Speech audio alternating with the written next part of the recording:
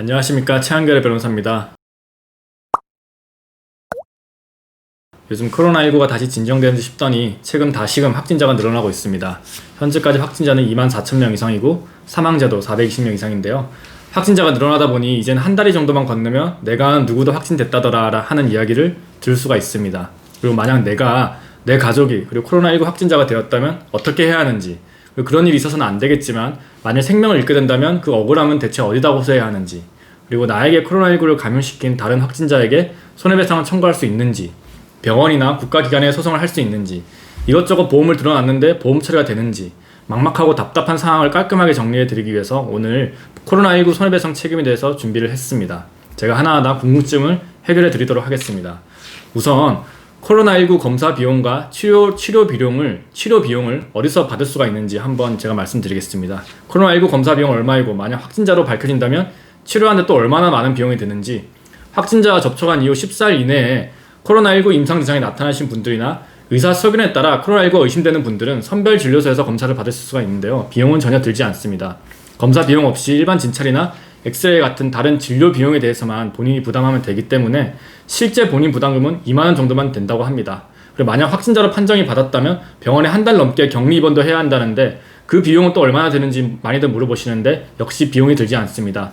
감염법 예방법에 따라 치료비는 국가와 지자체에서 전액 부담을 하고 자가격리에 따른 생활지원과 유급휴가 지원도 받을 수가 있으니까요. 일단 코로나19로 인한 검사비나 치료비는 전혀 걱정을 안 하셔도 될 것 같습니다. 코로나19를 감염시킨 다른 확진자에게 손해배상 청구가 가능한지 많이들 물어보십니다.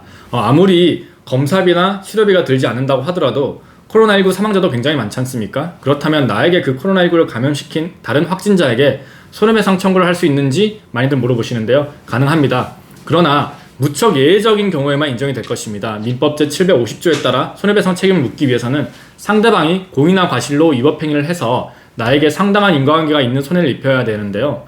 만약에 슈퍼 전파자라고 하더라도 자신이 코로나19에 감염되었다는 사실도 모른 채 여기저기 다니는 바람에 다수의 추가 확진자가 생기는 경우라면 그렇게 상당한 인과관계가 있다는 판단을 받기가 어렵습니다. 즉 이렇게 다수의 의도적으로 온 것이 아니기 때문에 손해배상 책임이 어렵다는 것이 법원의 판단이고요. 그리고 확진된 이후에는 어차피 격리가 되니까 누군가를 만나기도 어렵겠지만 만일 확진자와 접촉한 사실이 있었고 검사 결과를 기다리면서 자가격리 중인데 격리 지침을 여러 차례 위반을 하고 외출을 하는 바람에 다른 추가 확진자가 발생했다면 그 정도라면 자신이 코로나19 확진인지 아닌지를 몰랐다라고 하더라도 충분히 전염에 대한 과실이 인정되어서 손해배상을 해야 할 수가 있습니다. 만일 그런 막무가내식의 민폐 확진자가 있다면 국가나 지자체에서 직접 손해배상을 청구할 수도 있고 그렇게 하고 있습니다. 병원에서 코로나19가 감염된 경우에 병원이나 의료진에게 책임을 물을 수 있는지 많이들 물어보십니다. 몸이 아파서 병원을 갔는데 하필 나랑 같은 병실을 쓰던 다른 환자가 코로나19에 걸리는 바람에 나까지 전염이 되었다면 제대로 환자 관리를 못한 병원이나 의료진에게 책임을 물을 수 있을지 많이들 물어보시는데요. 이 점에 대해서는 참고할 만한 법원의 판례가 있습니다. 2015년도 경에 A씨는 림프종 암투적 관찰 치료를 받기 위해서 서울의 어떤 대형 병원을 찾았는데요. 하필 같은 응급실을 쓰던 사람 중에 그 메르스 14번 환자가 있었습니다. 그리고 A씨는 이 14번 환자로부터 메르스가 전염이 되어서 치료를 받던 중에 기존의 림프종 암이 악화되어서 6개월 뒤에 숨진 안타까운 사건이었습니다. A씨의 유족들은 병원과 국가를 상대로 손해배상을 청구했는데요. 어떤 결과가 나왔을까요? 이 사건에서 법원은 병원이 14번 환자를 별도로 격리하지 않은 것은 맞다. 하지만 이는 14번 환자를 메르스 의심 환자로 파악하지 못했기 때문이고 병원이 감염 확산 방지 의무를 위반한 사실은 없다라고 하면서 병원의 책임을 전혀 인정하지 않았습니다. A씨 유족들이 한 림프종보다 메르스 치료를 우선시해서 결국 림프종으로 죽게 한 거 아니냐라는 주장에 대해서도 기저질환인 림프종보다 메르스를 먼저 치료하기로 결정한 의료진의 판단은 일반적이기 때문에 병원의 과실이나 손해배상 책임 없다고 판단했습니다. 유족들 입장에서는 굉장히 어려겠지만 법원은 이러한 판단은 충분히 이해가 가는 측면이 있습니다. 병원을 찾아오는 수많은 환자들 중에서 누가 확진자인지 누가 의심자인지는 알 수 없는 환경에서 주어진 상황에 맞춰 최선을 다했다면 의료진과 병원에게는 손해배상 책임이 인정되기 어렵습니다. 병원도 어쩔 수가 없는 거니까요.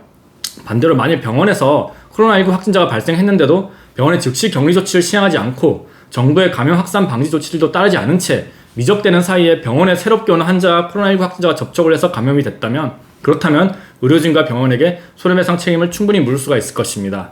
코로나19 확산을 막지 못한 국가의 어떤 배상을 물을 수가 있냐라고 물어보시는데요. 앞서 설명드린 A씨의 유족들도 그 어느 누구로부터 배상을 받지 못한 것은 아닙니다. 법원은 A씨 유족들에게 2천만 원의 국가배상 책임을 인정을 했습니다. 법원은 당시 질병관리본부가 메르스 일본 환자에 대한 의심 신고를 받았는데도 그가 다녀온 중동의 바레인이라는 국가가 메르스 발생 국가가 아니라면서 진단검사를 하지 않았고 일본 환자가 입원한 병원에 대한 역학조사를 제대로 시행하지 않은 국가의 과실이 있다고 보았던 것이죠. 사망한 A씨에게 메르스를 전파한 14번 확진자도 우연히 일본 환자가 입원한 병원에 갔다가 일본 환자로부터 감염이 된 것인데 일본 환자에 대한 역학조사를 보다 철저히 했다면 14번 환자가 미리 격리될 수가 있었고 그렇다면 A씨가 있었던 병원에 가서 A씨가 감염될 일은 없었을 것이라고 본 것입니다. 마찬가지로 코로나19 확진자가 국가를 상대로 손해배상 청구를 하려면 이와 유사한 조건이 필요합니다.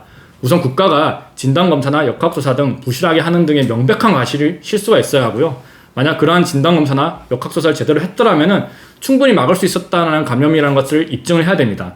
2차 감염에 따른 피해와 국가의 책임 사이의 인과관계를 설명할 수가 있다면 손해배상 책임도 얼마든지 물을 수가 있습니다. 코로나19로 인한 피해에 대한 보험금이 지급이 가능한지 많이들 물어보세요.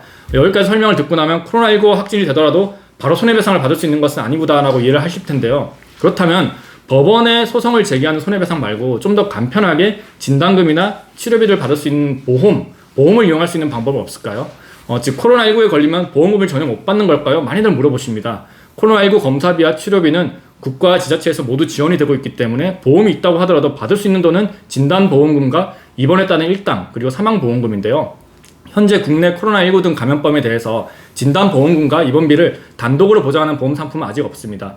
만약 이런 보장 상품이 있다면 여러 개의 보험 상품을 가입한 다음에 고의적으로 코로나19에 걸려서 진단보험금을 중독을 왕창 수령을 하고 국가에게 나를 공짜로 치료해달라고 요구하는 모럴 해저드, 즉 도덕적 해이가 발생할 수 있기 때문에 앞으로도 그런 보험 상품은 출시되지 않을 것으로 예상됩니다.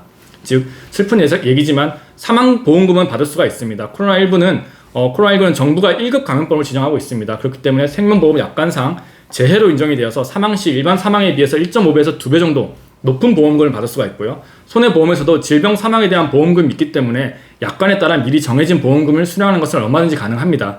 혹시라도 보험사에서 코로나19로 인한 사망을 재해 사망으로 인정하지 않고 일반 사망 보험금만 지급한다면 반드시 변호사를 찾아가셔야 됩니다.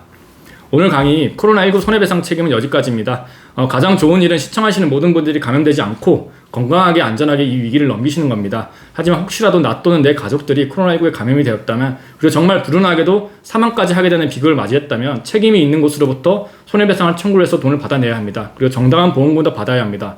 코로나19를 옮긴 확진자나 병원, 국가를 상대로 손해배상 청구를 하고 싶은 분들이나 코로나19 사망 보험금과 관련해서 분쟁이 발생하신 분들 그리고 그 밖에 코로나19로 법적인 어려움들을 겪고 계신 모든 분들은 저에게 연락을 주시면 제가 전문 변호사로서 여러분들의 문제 해결을 위해서 진심을 다해 돕도록 하겠습니다. 지금까지 최한결 변호사였습니다.